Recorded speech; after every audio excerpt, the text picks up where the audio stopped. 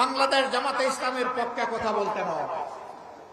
সেই 15.5 বছর মায়ের বুক থেকে যে সন্তানকে কেড়ে নেওয়া হয়েছে, আমি ওই মায়ের পক্ষে আজকে কথা বলতে দাঁড়িয়েছি। যে বাবার বুক থেকে তার সন্তানকে তুলে নেওয়া হয়েছে, আমি সেই বাবার পক্ষে কথা বলতে দাঁড়িয়েছি।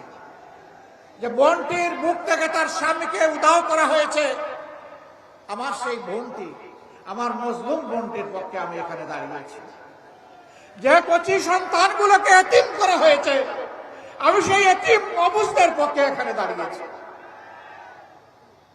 ঘুরে ঘুরে সারা বাংলায় তখন চেষ্টা করেছি সেই মজলুমানের খোঁজখবর নেওয়া। তাদের দুয়ারে গিয়ে হাজির হয়েছে জীবনের রিস্ক নিয়ে। আমি তাদের চোখের কোনায় তরল পদার্থ দেখেছি। সেই তরল পদার্থ চোখের সাধারণ পানি ছিল না। তাদের আপনজন প্রিয়জন হারানো যে মানুষগুলো দুনিয়া থেকে চলে গিয়েছে, তাদের রক্তের ফুটা আমি চোখের কোনায় দেখতে পেয়েছিলাম।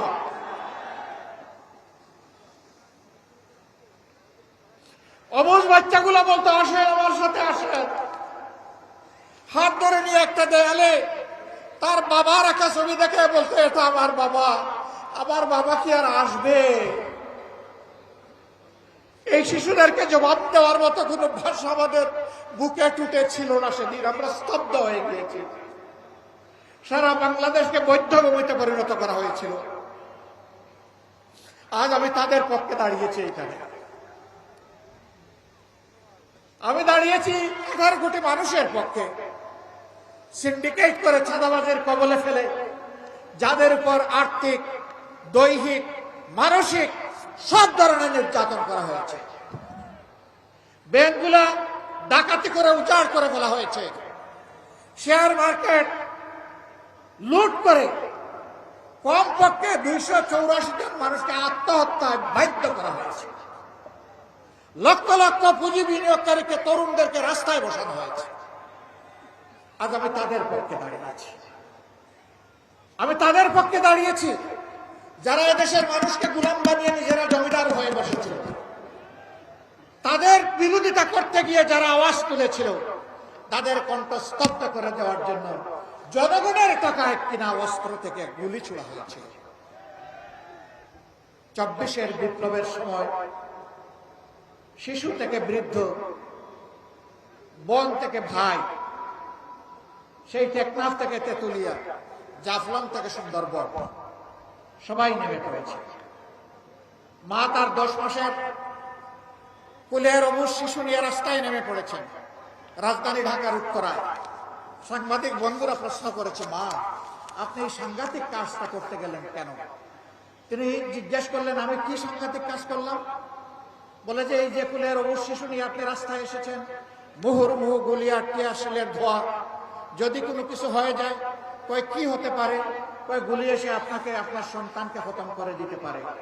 সে মা চিৎকার দিয়ে সেদিন বলেছিলেন, সন্তান আমার একটা নয়, আজকে বাংলার রাস্তায় আনাচে কানাচে লক্ষ লক্ষ যে তরুণ তরুণী নেমেছে, সবগুলো আমার সন্তান। আমি সেই সন্তানদের সাথে সংহতি প্রকাশ করতে এখানে এসেছি। আমি তাদেরকে সাহস দিতে এসেছি। আমি জানাতে এসেছি, কাপুরুষ, বিড়াল, শিগালের মতো কোন সন্তান চাই না, সিংহ এবং বাঘের মতো সন্তান চাই। সেই মাকে সেলিউট, মায়ের জাতিকে সেলিউট। সেদিন মায়ের রাস্তায় নেমে এসেছিলেন বলেই জালিমের অস্ত্র বুতা হয়ে পড়েছে। সম্মানিত ভাইরা, আমরা কি চাই সেই দুঃশাসনের যুগ আবার ফিরে আসুক? সেই ফেসিবাদ আবার ফিরে আসুক?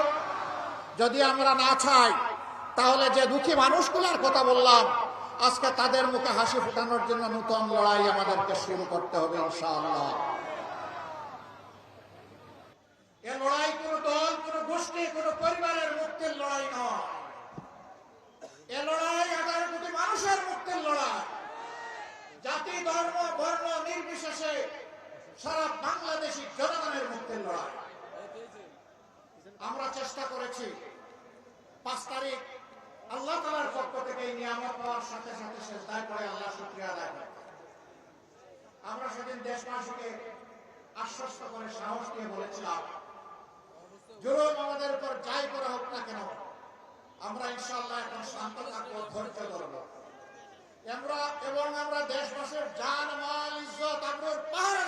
দায়িত্ব পালন করে।